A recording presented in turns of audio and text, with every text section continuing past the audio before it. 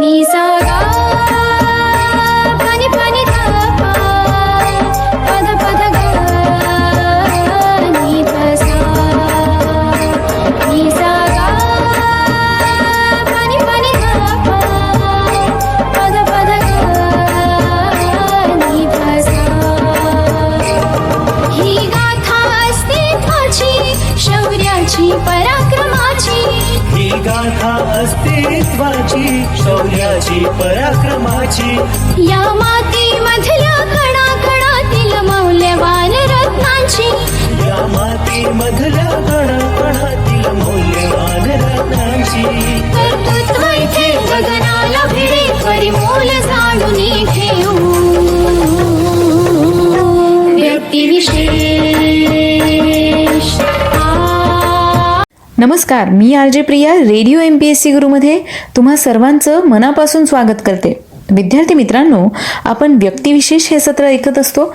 या सत्राअंतर्गत सामाजिक, कला, क्रीडा, विज्ञान, तंत्रज्ञान, भारताच्या स्वातंत्र्य लढ्यातील काही थोर नेते, याचबरोबर राजकारण, समाजकारण अशा सगळ्याच क्षेत्रात ज्या व्यक्तींनी उल्लेखनीय अशी कामगिरी केलेली आहे त्या व्यक्तींचा जीवन प्रवास या सत्रात जाणून घेत असतो.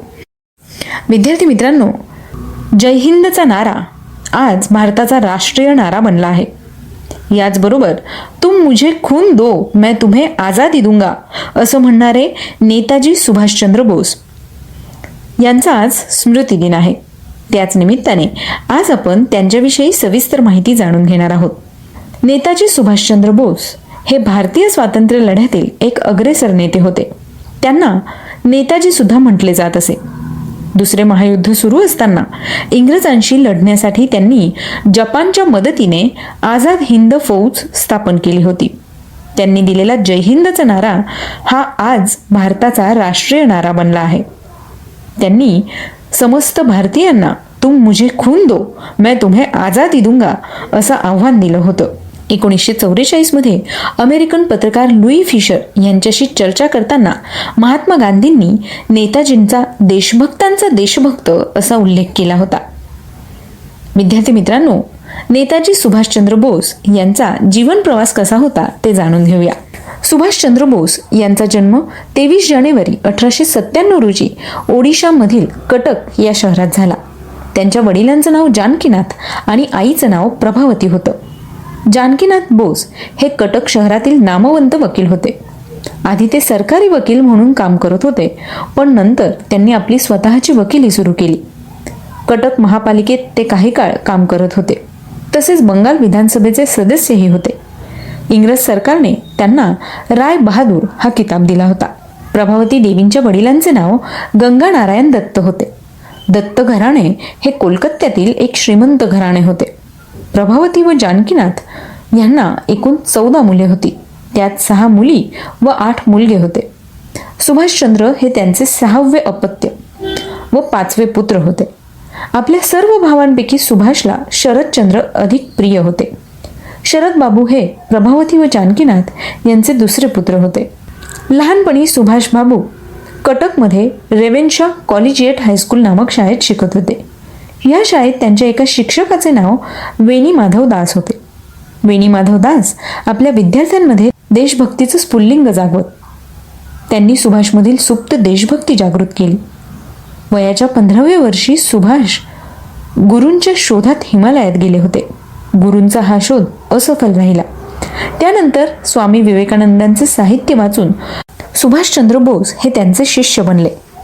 महाविद्यालयात शिकत असताना अन्यायाविरुद्ध लढण्याची त्यांची प्रवृत्ती झाली.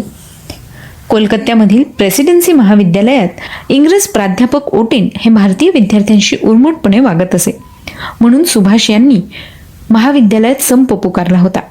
1921 साली इंग्लंडला जाऊन सुभाष बोस हे भारतीय नागरी सेवेच्या परीक्षेत उत्तीर्ण झाले. परंतु इंग्रज सरकारची चाकरी करण्यास त्यांनी नकार देऊन या नोकरीचा राजीनामा दिला व ते मायदेशी परतले. यानंतर सुभाष बाबूंनी स्वातंत्र्य लढ्यात प्रवेश घेतला. कोलकात्यामधील ज्येष्ठ स्वातंत्र्य सैनिक देशबंधू चित्तरंजन दास यांच्या कार्याने प्रभावित झालेल्या सुभाष बाबू यांनी दासबाबूंबरोबर काम करण्याची इच्छा होती. इंग्लंडहून त्यांनी दासबाबूंना पत्र लिहिलं.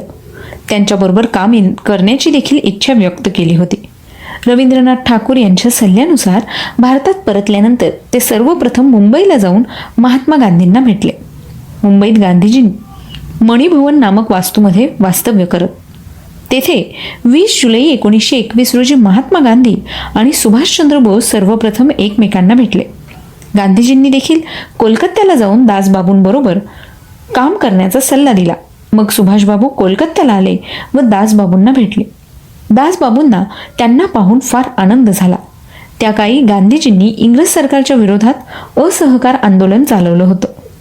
दासबाबू बंगालमध्ये या आंदोलनाचं नेतृत्व करत होते. त्यांच्याबरोबर सुभाषबाबू या आंदोलनात सहभागी झाले. 1922 साली दासबाबूंनी काँग्रेस अंतर्गत स्वराज्य पक्षाची स्थापना केली. विधानसभेच्या आतून इंग्रज सरकारला विरोध करण्यासाठी कोलकाता महापालिकेची निवडणूक स्वराज्य पक्षाने लढवून जिंकली. स्वतः दासबाबू कोलकात्याचे महापौर झाले आणि त्यांनी सुभाषबाबूंना महापालिकेचे प्रमुख कार्यकारी अधिकारी बनवले. सुभाषबाबूंनी आपल्या कार्यकाळात महापालिकेची कामं करण्याची पद्धतच बदलून टाकली. कोलकात्यातील रस्त्यांची इंग्रज नावे बदलून त्यांना भारतीय नावे दिली गेली. स्वातंत्र्य लढ्यात प्राणार्पण केलेल्या क्रांतिकारकांच्या कुटुंबियांना महापालिकेत नोकरी मिळू लागली. लवकरच सुभाषबाबू देशातील एक अग्रेसर युवा नेता म्हणून ओळखले जाऊ लागले. पंडित जवाहरलाल नेहरूंसह सुभाषबाबूंनी काँग्रेस अंतर्गत इंडिपेंडन्स लीगची स्थापना केली. 1928 साली जेव्हा सायमन कमिशन भारतात आले तेव्हा काँग्रेसने त्यांना काळे झेंडे दाखवले होते. कोलकात्यात सुभाषबाबूंनी ह्या आंदोलनाचे नेतृत्व केलं. सायमन कमिशनला उत्तर देण्यासाठी काँग्रेसने भारताच्या भावी घटनेचा आराखडा तयार करून 8 सदस्यांची समिती नेमली. पंडित मोतीलाल नेहरू या समितीचे अध्यक्ष होते, तर सुभाषबाबू हे त्यांचे एक सदस्य होते. या समितीने नेहरू रिपोर्ट सादर केला. 1928 साली काँग्रेसचे वार्षिक अधिवेशन पंडित मोतीलाल नेहरूंच्या अध्यक्षतेखाली कोलकात्यात झाले. या अधिवेशनात सुभाषबाबूंनी खाकी गणवेश घालून पंडित मोतीलाल नेहरूंना लष्करी पद्धतीने सलामी दिली. गांधीजी त्या काळी पूर्ण स्वराज्याच्या भूमिकेशी सहमत नव्हते. या अधिवेशनात त्यांनी इंग्रज सरकारकडून वसाहतीचे स्वराज्य मागण्यासाठी ठराव मांडला होता. मात्र सुभाषबाबू व पंडित जवाहरलाल नेहरू यांना पूर्ण स्वराज्याच्या भूमिकेशी तडजोड मान्य नव्हती. अखेर वसाहतीच्या स्वराज्याची मागणी मान्य करण्यासाठी इंग्रज सरकारला 1 वर्षाची मुदत देण्याचं ठरलं. जर 1 वर्षात इंग्रज सरकारने ही मागणी मान्य केली नाही तर काँग्रेस पूर्ण स्वराज्याची मागणी करेल असं ठरलं. इंग्रज सरकारने ही मागणी मान्य केली नाही. त्यामुळे 1930 साली काँग्रेसचे वार्षिक अधिवेशन पंडित जवाहरलाल नेहरू यांच्या अध्यक्षतेखाली लाहोरला झाले आणि तेव्हा असं ठरवलं गेलं की 26 जानेवारी हा दिवस स्वातंत्र्य दिन म्हणून पाळला जाईल. 26 जानेवारी 1931च्या दिवशी कोलकात्यात सुभाषबाबू तिरंगी ध्वज फडकवत एका विराट मोर्चाचं नेतृत्व करत होते. तेव्हा 18 ऑगस्ट 1945 रोजी नेताजी विमानातून मांचुरियाच्या दिशेने जात होते. या प्रवासादरम्यान ते बेपत्ता झाले. या दिवसानंतर ते कधीच कोणाला दिसले नाहीत.